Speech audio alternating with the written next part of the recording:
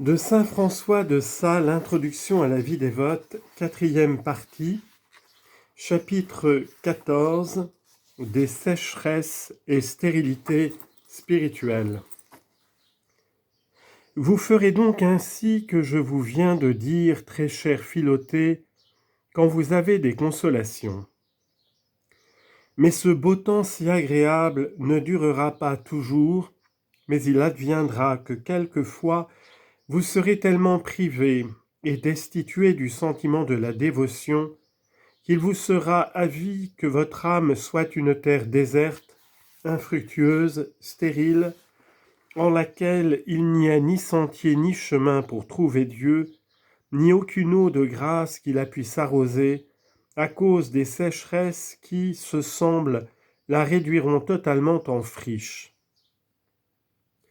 Hélas, que l'âme qui est en cet état est digne de compassion, et surtout quand ce mal est véhément. Car alors, à l'imitation de David, elle se repaît de larmes jour et nuit, tandis que par 1000 suggestions, l'ennemi pour la désespérer se moque d'elle et lui dit « Ah, pauvrette, où est ton Dieu? Par quel chemin le pourras-tu trouver? Qui te pourra jamais rendre la joie de sa sainte grâce ?» Que ferez-vous donc en ce temps-là, Philothée? Prenez garde d'où le mal vous arrive. Nous sommes souvent nous-mêmes la cause de nos stérilités et sécheresses. Premièrement, comme une mère refuse le sucre à son enfant qui est sujet au ver, ainsi Dieu nous ôte les consolations quand nous y prenons quelque vaine complaisance et que nous sommes sujets au ver de l'outrecuidance. Il m'est bon, ô mon Dieu, que vous m'humiliez, oui, car avant que je fusse humilié, je vous avais offensé. Deuxièmement, quand nous négligeons de recueillir les suavités et délices de l'amour de Dieu lorsqu'il en est temps, il les écarte de nous en punition de notre paresse. L'Israélite qui n'amassait la manne de bon matin ne le pouvait plus faire après le soleil levé, car elle se trouvait toute fondue. Troisièmement, nous sommes quelquefois couchés dans un lit des contentements sensuels et consolations périssables, comme était l'épouse sacrée dans le Cantique des Cantiques. L'époux de nos âmes buque à la porte de notre cœur, il nous inspire de nous remettre à nos exercices spirituels, mais nous marchandons avec lui, d'autant qu'il nous fâche de quitter ces vains amusements et de nous séparer de ces faux contentements. C'est pourquoi il passe outre et nous laisse croupir, puis, quand nous le voulons chercher, nous avons beaucoup de peine à le trouver. Aussi l'avons-nous bien mérité, puisque nous avons été si infidèles et déloyaux à son amour, que d'en avoir refusé l'exercice pour suivre celui des choses du monde. Ah, vous avez donc de la farine d'Égypte, vous n'aurez donc besoin de la manne du ciel. Les abeilles haïssent toutes les odeurs artificielles et les suavités du Saint-Esprit sont incompatibles avec les délices artificieuses du monde. Quatrièmement, la duplicité et finesse d'esprit exercée dans les confessions et communications spirituelles que l'on fait avec son conducteur attire les sécheresses et stérilités. Car, puisque vous mentez au Saint-Esprit, ce n'est pas merveille s'il vous refuse sa consolation. Vous ne voulez pas être simple et naïf comme un petit enfant, vous n'aurez donc pas la dragée des petits enfants. Cinquièmement, vous vous êtes bien saoulé des contentements mondains. Ce n'est pas merveille si les délices spirituels vous sont à dégoût. Les colombes déjà saoules, dit l'ancien proverbe, trouvent amères les cerises. Il a rempli des biens, dit Notre-Dame, les affamés. Et les riches, il les a laissés vides. Ceux qui sont riches des plaisirs mondains ne sont pas capables des spirituels. Sixièmement. Avez-vous bien conservé les fruits des consolations reçues? Vous en aurez donc des nouvelles. Car à celui qui a, on lui en donnera davantage, et à celui qui n'a pas ce qu'on lui a donné, mais qu'il a perdu par sa faute, on lui ôtera même ce qu'il n'a pas, c'est-à-dire on le privera des grâces qui lui étaient préparées. Il est vrai, la pluie vivifie les plantes qui ont de la verdeur, mais à celles qui ne l'ont point, elle leur ôte encore la vie qu'elles n'ont point, car elles en pourrissent tout à fait. Pour plusieurs telles causes, nous perdons les consolations dévotieuses et tombons en sécheresse et stérilité d'esprit. Examinons donc notre conscience si nous remarquerons en nous quelques semblables défauts. Mais notez, Philoté, qu'il ne faut pas faire cet examen avec inquiétude et trop de curiosité, mais après avoir fidèlement considéré nos déportements pour ce regard, si nous trouvons la cause du mal en nous, il en faut remercier Dieu, car le mal est à moitié guéri quand on a découvert sa cause.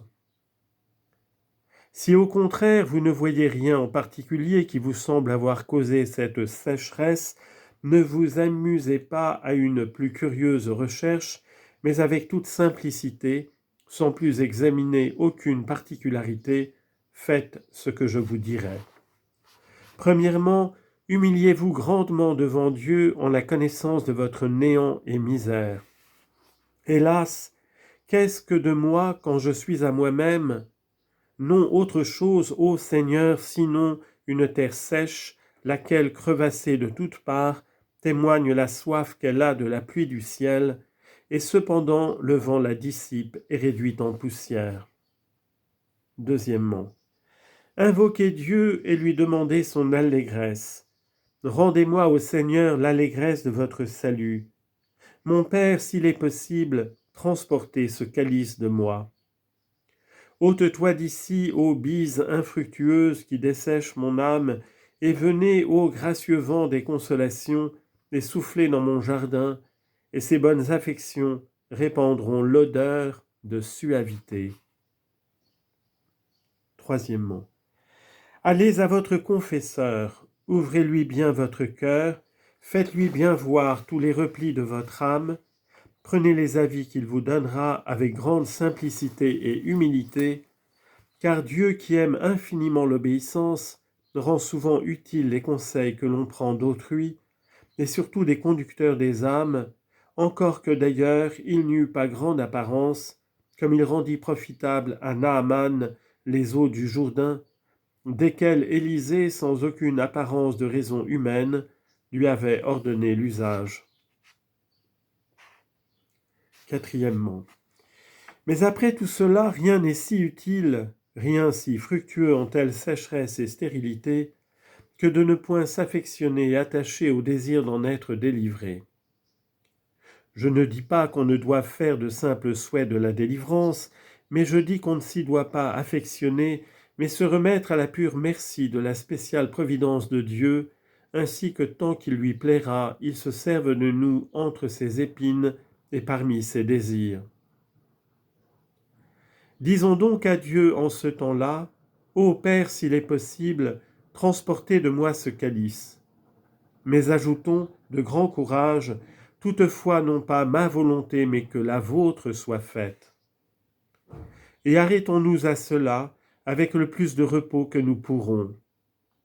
Car Dieu, nous voyant en cette sainte indifférence, nous consolera de plusieurs grâces et faveurs, comme quand il vit Abraham, résolu de se priver de son enfant Isaac, il se contenta de le voir indifférent en cette pure résignation, le consolant d'une vision très agréable et par de très douces bénédictions.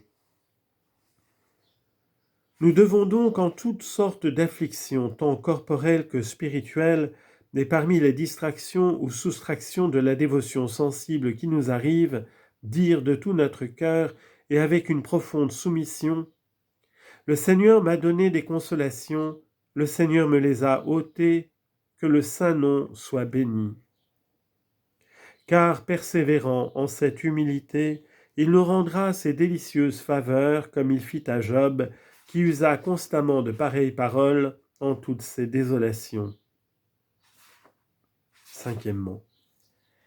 Finalement, Philotée, entre toutes nos sécheresses et stérilités, ne perdons point courage, mais attendant en patience le retour des consolations, suivons toujours notre train, ne laissons point pour cela aucun exercice de dévotion, mais s'il est possible, multiplions nos bonnes œuvres, et ne pouvant présenter à notre cher époux des confitures liquides, présentons-lui-en des sèches, car celui est tout un, pourvu que le cœur qui les lui offre soit parfaitement résolu de le vouloir aimer. Quand le printemps est beau, les abeilles font plus de miel et moins de mouchons, parce qu'à la faveur du beau temps, elles s'amusent tant à faire leur cueillette sur les fleurs qu'elles en oublient la production de leurs nymphes. Mais quand le printemps est âpre et nuageux, elles font plus de nymphes et moins de miel. Car ne pouvant pas sortir pour faire la cueillette du miel, elles s'emploient à se peupler et multiplier leur race. Il arrive maintes fois, ma Philotée, que l'âme se voyant au beau printemps des consolations spirituelles, s'amuse tant à les amasser et sucer, qu'en l'abondance de ces douces délices, elle fait beaucoup moins de bonnes œuvres. Et qu'au contraire, parmi les âpretés et stérilités spirituelles, à mesure qu'elle se voit privée des sentiments agréables des dévotions, elle en multiplie d'autant plus les œuvres solides et abonde dans la génération intérieure des vraies vertus, de patience, humilité, abjection de soi-même, résignation et abnégation de son amour-propre. C'est donc un grand abus de plusieurs, et notamment des femmes, de croire que le service que nous faisons à Dieu, sans goût, sans tendresse de cœur et sans sentiment, soit moins agréable à sa divine majesté. Puisqu'au contraire, nos actions sont comme les roses, lesquelles, bien qu'étant fraîches, elles ont plus de grâce, étant néanmoins sèches, elles ont plus d'odeur et de force. Car tout de même, bien que nos œuvres faites avec tendresse de cœur nous soient plus agréables, à nous, dis-je, qui ne regardons qu'à notre propre délectation, si est-ce qu'étant faites en sécheresse et stérilité, elles ont plus d'odeur et de valeur devant Dieu.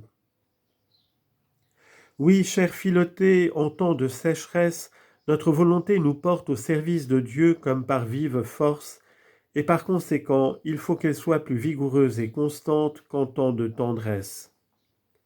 Ce n'est pas si grand cas de servir un prince en la douceur d'un temps paisible et parmi les délices de la cour, mais de le servir en l'âpreté de la guerre parmi les troubles et persécutions, c'est une vraie marque de constance et fidélité. La bienheureuse Angèle de Foligny dit que l'oraison la plus agréable à Dieu est celle qui se fait par force et contrainte, c'est-à-dire celle à laquelle nous nous rangeons, non point pour aucun goût que nous y ayons, ni par inclination, mais purement pour plaire à Dieu, à quoi notre volonté nous porte comme à contre-cœur, forçant et violentant les sécheresses et répugnances qui s'opposent à cela. J'en dis de même de toutes sortes de bonnes œuvres, car plus nous avons de contradictions, soit extérieures, soit intérieures à les faire, plus elles sont estimées et prisées devant Dieu. Moins il y a de notre intérêt particulier en la poursuite des vertus, plus la pureté de l'amour divin y reluit. L'enfant baise aisément sa mère qui lui donne du sucre, mais c'est signe qu'il l'aime grandement s'il la baise après qu'elle lui aura donné de l'absinthe ou du chicotin.